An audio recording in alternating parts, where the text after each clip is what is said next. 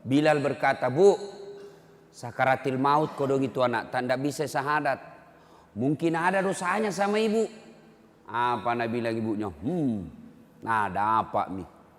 Kurang ngajar memang itu anak. Setengah mati aku hamilkan. Masya Allah. Pernah kirasakan hamil? Pernah Pak? Oh, itu di belakang itu. Itu bedek kalau hamil orang dada enaknya. Coba lihat orang hamil. Jalan aja setengah mati. Duduk itu tidak bisa duduk masuleka. Pakai standar samping. Iya toh? Tidur. Baik. Pernah lihat ibu hamil tidur tengkurap? Mopang. Tidak bisa. Bapak, bagaimana rasanya hamil nih Pak? Mau rasakan? Ambil kelapa, kasih masuk 1 biji di perut tak. Dengan sabuk-sabuknya. Kemana-mana bawa.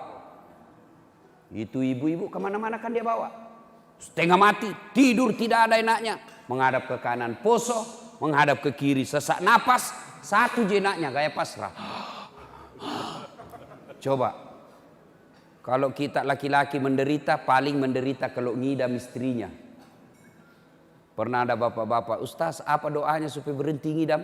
Saya bilang, "Apa ngidamnya istri?" Tak, dia bilang, "Nanti dia bisa tidur kalau dia lihat saya di atas lemari duduk."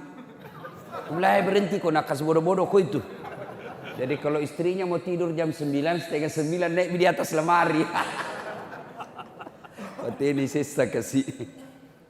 Dia bilang ini, "Setengah mati aku hamilkan, setengah hidup aku lahirkan."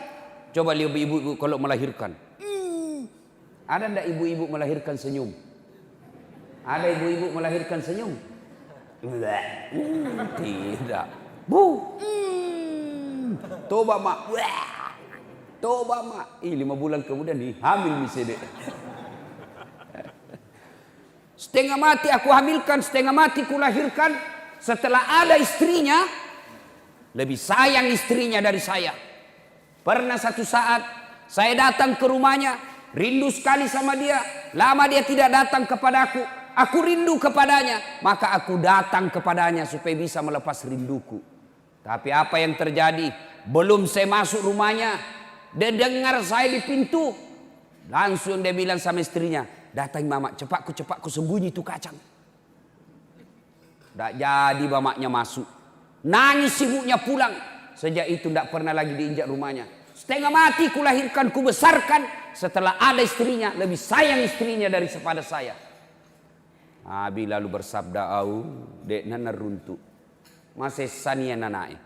Panggil itu ibunya, panggil dia. Panggil dia. "Bu, lihat itu anakmu. Tidak bisa. Tidak selamat ini kalau ibu tidak maafkan." "Tidak mau saya Rasul, kurang ngajar biar saya narasa." Kalau begitu kata Nabi, jalan satu-satunya supaya selamat ini anaknya ibu, saya harus bakar. Silakan. Saudara-saudara sekalian kata Nabi, kumpulkan kayu. Kumpul kayu. Kumpul kayu. Nyalakan. Nyala. Begitu nyala ditanya lagi, "Bu, betul tidak memaafkan?" "Saya tidak memaafkan." Kata Nabi, "Lebih baik saya bakar api dunia daripada apinya neraka." Itu api neraka Pak. Jangan coba-coba. Ini bapak-bapak yang anggap enteng api neraka. Kan ada tong itu biasa bilang, "Wita topina witai." Api neraka itu Pak, kata Nabi, 69 panasnya api di dunia. Baru sama panasnya api neraka. 69 kali. Api dunia Pak, 69 kali. Itu bahkan paling ringan apinya neraka. Kata Nabi, diletakkan kerikilnya neraka di kakinya. Paling ringan, letakkan kerikilnya neraka di kakinya. Saking panasnya mendidih sampai ke otaknya. Itu yang paling ringan. Jadi kalau bapak-bapak mau bayangkan api neraka, coba ambil api. Nyalakan kompor gas, kasih masuk. Tangan tak. Kalau bapak merasa ringan, aman. Tapi kalau baru api rokok lompat hati-hati kau cikali. Hati-hati. Pernah lihat film G30 SPKI? Kembali nonton itu Pak. Supaya kita itu waspada terhadap PKI sekarang. Itu ada itu film itu ditusuk matanya api rokok. Itu belum api itu Pak, baru serbuk. Api di dunia, api neraka itu kan ada 4 tingkatan. Api yang Allah ciptakan itu ada 4 tingkatan. Tingkatan pertama, api yang warna merah. Ini apinya para perokok. Coba lihat kalau merokok. Kayak orang bodoh-bodoh. Apa kerja itu? Isap buang. Beleng-beleng. Sekali-kali isap, kunyah. Nah, masa kamu itu saja nak kerja 10 menit, beleng-beleng. Ada merokok di sini?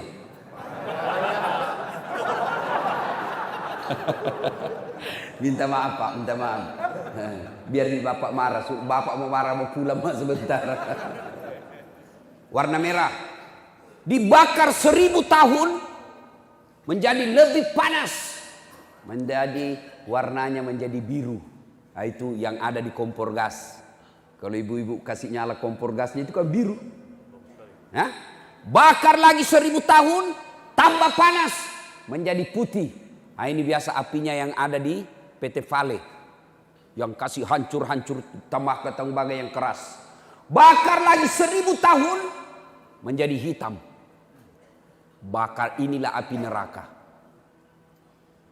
Bilang Nabi, lebih baik api dunia siksa kau daripada api neraka. Kau tidak bakal tahan itu api neraka. Nyala.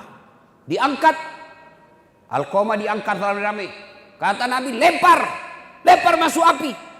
Begitu mau dilempar, ibunya berteriak, tahan, jangan kau bakar anakku ya Rasul. Memang dia kurang ajar, memang dia durhaka, tapi sudah kumaafkan dosa-dosanya. Tidak ada artinya sakit hatiku ketimbang melahirkan dia. Tidak ada artinya sakit hatiku ketimbang hamil dia 9 bulan dalam perutku. Saya maafkan dia ya Rasul. Begitu dia bilang saya maafkan, Nabi berkata, letakkan, turun. Pas turun, ditanya kembali ibunya, Bu, betul kita maafkan? Betul ya Rasul. Lalu Alqamah dituntun dan akhirnya dengan susah payah mengucapkan La ilaha illallah Muhammadur Rasulullah. Meninggal dunia. Apa hikmah dari kisah ini Pak? Sahabatnya saja Nabi, hidup sesaman dengan Nabi, didoakan langsung mulutnya yang Rasulullah sallallahu alaihi wasallam tidak bisa selamat ketika sakaratil maut, menghadapi sakaratil maut dengan susah. Gara-gara apa? Durhaka sama ibunya. Ini kejadian lebih 1400 tahun yang lalu. 1400 tahun yang lalu. Apakah tidak ada sekarang seperti itu? Anak durhaka. Oh, lebih banyak lagi sekarang Pak. Anak-anak kita sekarang tinggi sekolahnya, tinggi tong kurang ajarannya. Bahkan saya baru-baru dapat Pak. Saya mau pergi taksiyah di Makassar. Mau pergi ceramah di Makassar. Tiba-tiba ada ibu-ibu menelpon saya.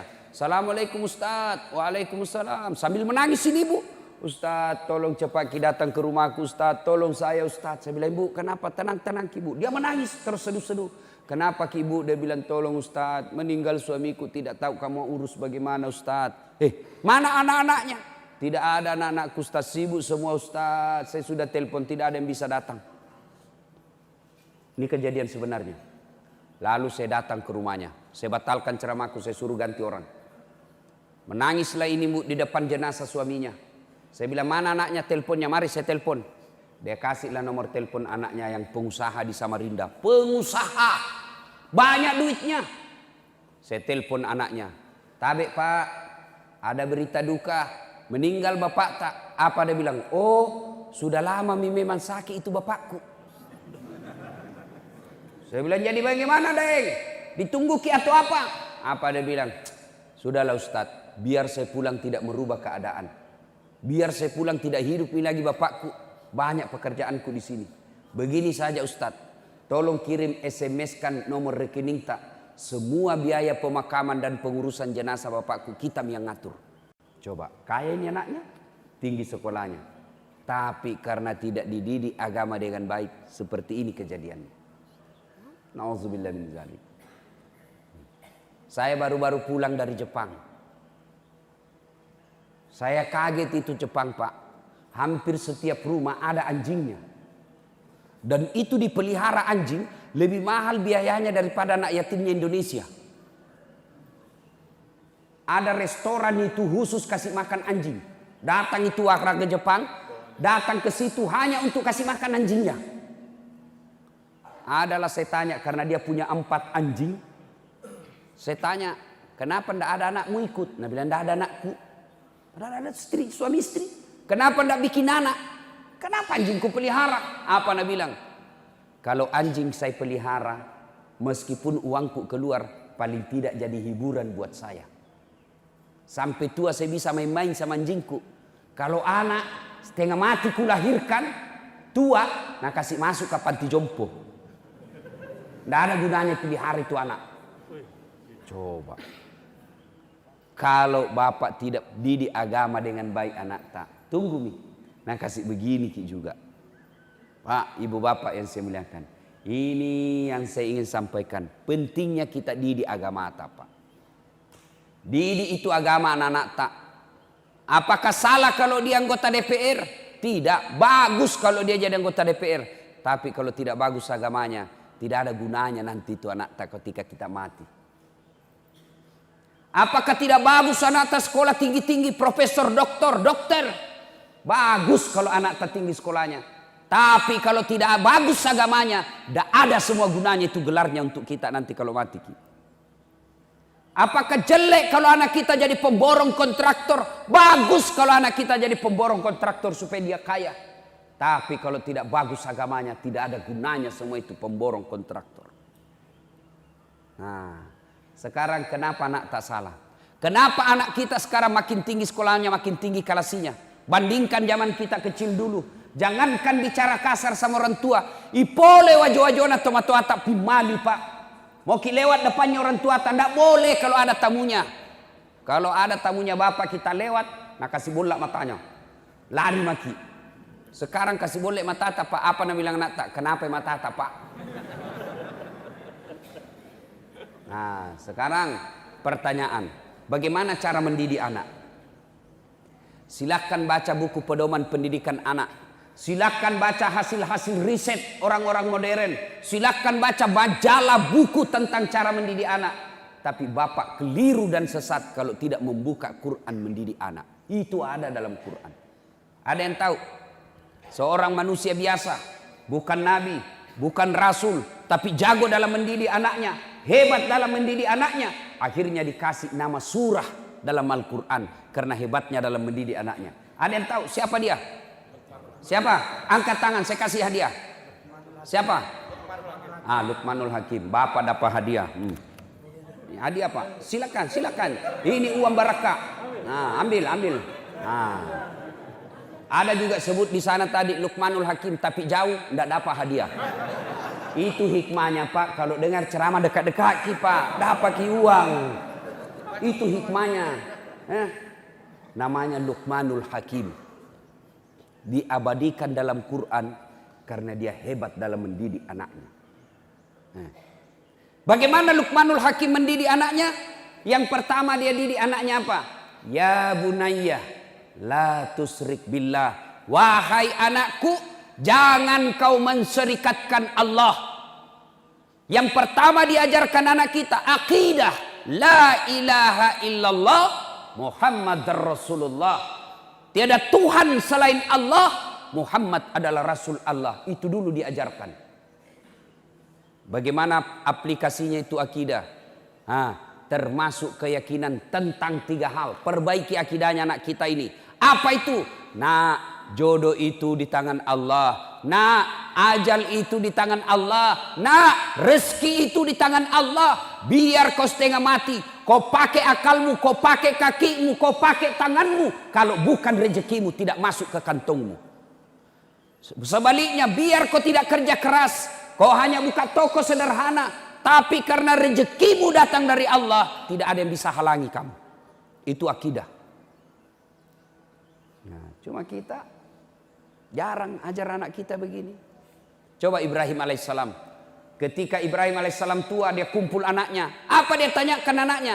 Anakku, ma ta'buduna min ba'di. Nanti kalau bapak mati, nak apa kamu sembah? Kita kalau tua apa kita bilang sama anak tak? Nak, ma ta'kuluna min ba'di. Nanti kalau mati, karena apa kamu makan? Sanging makannya saja anak tak kita pikir. Padahal tidak ada orang mati kelaparan di sini.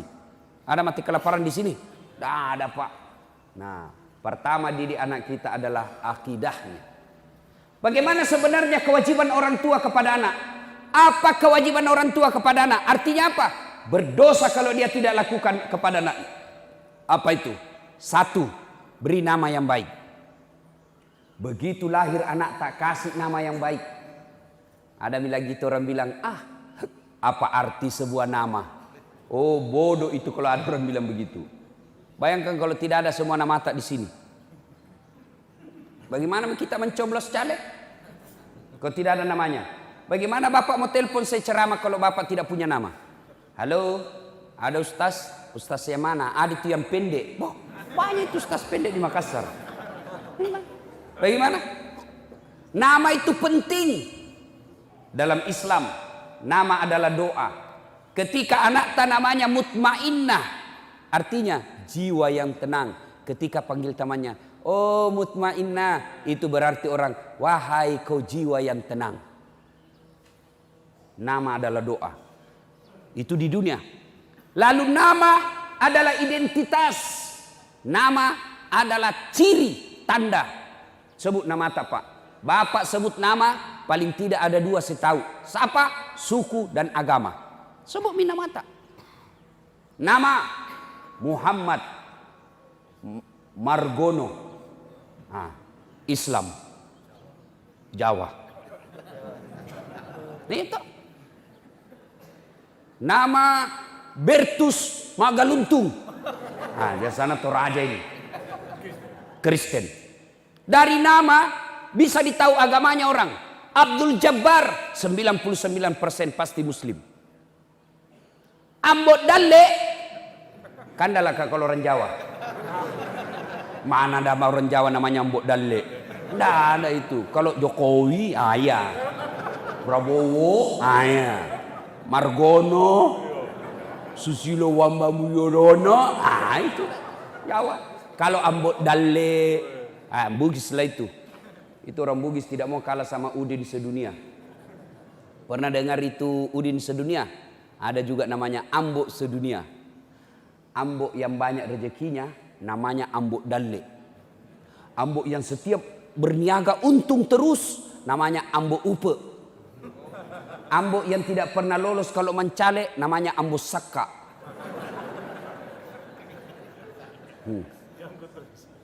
Ambok yang umurnya panjang Ambok Tuo. Ambok yang banyak di bengkel Ambok Tang. Ambok yang penjual berliang Ambok Intang. Ambok yang suka naik tamannya Ambok Endre.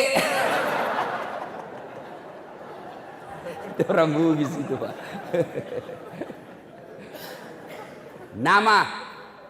Lalu apa kaitannya juga di akhirat kelak? Nama di akhirat kelak itu tujuannya apa? Ketika kita dikumpul di padang mahsyar, kan diadili satu-satu orang, Pak. Pernah kita rasakan mencoblos atau ngantri bayar listrik? Lama kita menunggu tuh. Padahal itu masih di dalam ruangan. Ada AC-nya. Loketnya ada 4. Masih lama kita menunggu. Bagaimana nanti kalau kita diadili dari Adam sampai kiamat dunia? Berapa miliar manusia satu loket? Dari Adam sampai kiamat satu loket. Kenapa satu loket? Hanya satu Tuhan yang adili kita. Maka dipanggil kita satu-satu. Di sini fungsinya nama yang baik. Siapa dulu dipanggil? Nenek saya duluan mati? Belum tentu. Siapa? Nama-nama Islam dulu. Abdul Jabbar, Abdul Rahman, Umar bin Khattab, Tariq Husler, Das'at Latif. Itu dulu dipanggil. Fatimah, Mutmainnah, Aisyah. Itu dulu dipanggil. Nama-nama Islam dulu. Joni, Tony, Ningsi, Nining, Joko. Di belakang kok. Dipanggil juga, Pak. Dipanggil juga, tapi di belakang. Dipanggil juga, bapak dipanggil tapi di belakang. Maka celakalah orang yang namanya tidak diislami, Pak. Makanya orang tua kewajibannya kasih nama yang baik. Ada kawan saya, bagaimana namaku? Dicari di Quran tidak ada. Dicari di Injil tidak ada. Dicari di Taurat tidak ada. Dicari kitab Sabur tidak ada. Di mana didapat namanya? Kitab Lontara. Siapa namanya? Ternyata Andi Sumang Alam. Di kitab Lontara didapat itu. Bagaimana kita Ustadz yang sekarang? Nama kita sudah tidak Islam, dulu kita tidak tahu. Islamkan nama kita dengan cara apa? Tambah nama Muhammad di depannya. Coba. Bapak ingat sejarahnya almarhum Bapak Pembangunan Indonesia. Siapa namanya? Dulu sebelum haji namanya Soeharto. Pergi tanah suci. Raja waktu itu sahabat beliau rajanya Raja Saudi. Dia lihat, wah ini Soeharto setengah mati nih di akhirat nanti. Terlambat dia dipanggil nanti nih. Maka diislamkanlah namanya menjadi Haji Muhammad Soeharto. Bapak yang sudah terlanjur namanya Ambot Tang. Kasih di situ Haji Muhammad Ambot Tang. Kalau perempuan, cintailah seperti istri para nabi, tambah Siti di depannya. Mengislamkan. Niatkan itu. Karena dulu kita tidak tahu. Ada kekeliruan ibu-ibu ini sekarang. Apa itu? Dia ganti namanya bapaknya setelah menikah. Itu haram. Tak boleh itu. Ini kita ikut-ikut budaya Eropa. Misal, istri namanya Naurah. Bapaknya namanya Nasrun. Bagusnya namanya Naura Nasrun. Tapi setelah dia menikah, biasanya kita ini. Setelah menikah, dia ganti namanya bapaknya menjadi nama suaminya. Setelah menikah nama suaminya Das'at Latif. Maka dia gantilah namanya menjadi dari Naura Nasrun menjadi Naura Das'at Latif. Haram. Bahkan hadis yang diriwayatkan oleh Muslim dijelaskan. Laknat Allah bagi mereka yang mengganti nama bapaknya di belakangnya. Laknat Allah. Kenapa tidak boleh Ustaz? Karena mengaburkan keturunan. Tidak ditahu. Jadi kalau misal itu kan Naura nama istri saya. Bapaknya nama Nasrun. Naura Nasrun. Tidak boleh menjadi Naura Das'at Latif. Tidak boleh. Kenapa? Begitu lahir namanya anakku. Saya kasih nama Nasirah Das'at Latif. Berarti saudara sama mamanya. Sama-sama Latif di belakang. Das'at Latif di belakangnya. Tidak boleh. Pernahkah Bapak dengar nama Khadijah diganti namanya di belakangnya Nabi Muhammad di belakang? Tidak. Khadijah tetap disebut Khadijah binti Khuwailid. Aisyah binti Abu Bakar Siddiq. Tidak boleh ganti-ganti nama suami itu. Boleh nama suami di belakang dengan catatan tambah kata. Misalnya Naura Nasrun. Istrinya Das'at Latif. Boleh. Boleh. Jangan ikut-ikut Pak. Nah ibu bapak saudara-saudara sekalian. Kasih nama yang baik. Yang kedua, kewajiban orang tua. Cara mendidik anak, kewajiban yang kedua. Setelah kasih nama yang baik. Yang kedua, didik. Didik. Bagaimana cara mendidik anak? Cari tadi buka Al-Quran. Surah Luqman ayat 16 dan seterusnya. Cara mendidik anak, kasih contoh yang baik. Biasanya kita tidak kasih contoh yang baik. Anak tadi dilarang merokok, baru kita merokok. Awas kok, ku dapat kau merokok, saya kasih rokok kau itu dengan bungkusnya. Marah-marah, jangan memang kalau ku dapat kau merokok. 10 menit kemudian dia bilang, nak, kau belikan nggak dulu rokok. Tomat-tomat kajili-jili. Apa? Kau larang anakmu merokok, baru kau merokok di depannya. Bagaimana ceritanya? Ada yang merokok di sini kah? Hah? Berhenti maki Pak merokok, berhenti ki Pak. Saya doakan ki berhenti merokok Pak. Kita tahu gitu siapa yang punya rokok Pak. Siapa yang punya pabrik rokok Pak, kita tahu. Itu orang Yahudi yang punya Pak. Semua pabrik rokok yang besar di Indonesia orang Yahudi. Itu yang Bapak pusap itu orang Yahudi punya. Dan itu orang Yahudi Pak. Setiap apa untung 20% dia kirim ke negaranya. Jadi Bapak kalau beli harga 16.000, 20% dari uang tak yang 16.000 itu dia kirim ke Israel untuk apa? Beli senjata tembaki orang Islam. Maka berhenti kita merokok. Nah bilang baik itu rokok Ustaz. Kalau Bapak bilang baik itu rokok, Panggil anak tak sama istri tak, pagi-pagi minum kopi, suruh juga merokok di depan tak. Kalau kita bilang baik. Ya, tapi sebenarnya itu Pak, rokok itu tidak merusak. Insya Allah tidak merusak itu rokok Pak. Yang penting jangan ketemu api. Silakan pegang maki saja. Ini yang penting jangan bakar. Tidak merusak itu. Yang penting tidak ketemu api. Nah, kalau sudah ketemu api rusaklah itu Pak. Ada lagi yang bilang, tidak bisa Kak kalau tidak merokok Ustaz, tidak jalan otakku, bale-bale kok. Buktinya Ramadan jalan di otakmu. Berhentilah merokok Pak. Yang merokok tabung itu pembeli rokok Pak, pergi umroh sama Ustaz Dasat. Itu lebih manfaat daripada bakar. Tidak ada gunanya. Nah, satu didik anak. Nah, yang kedua maksud saya, tadi kewajiban orang tua kasih nama. Dua, didik. Kasih contoh yang baik. Itu orang tua saya Bu, mamaku, dasar jana. Saya ingat betul Pak Bupati, waktuku masih sekolah. Karena dulu di rumahku waktu saya SD SMP tidak ada lampu. Jadi hanya terbatas yang punya lampu di kampung. Maka saya pergi belajar kelompok. Apa yang terjadi kalau saya belajar kelompok? Itu mamaku natunggui Kak di bawah rumah. Padahal anaknya laki-laki. Kalau saya belajar dari jam 7 sudah isya sampai jam 9 di bawah rumahnya itu orang menunggu Pak. Padahal anaknya laki-laki.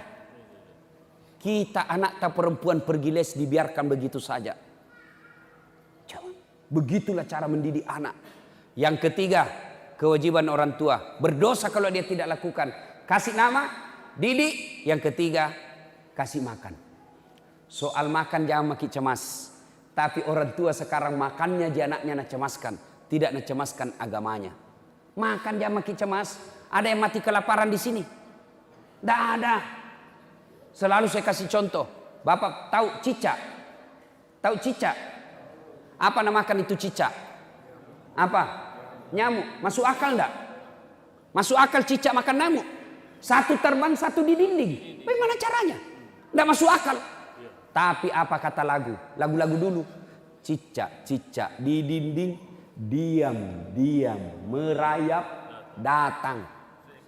Cicak yang datang, nyamuk yang datang. Datang seekor nyamuk.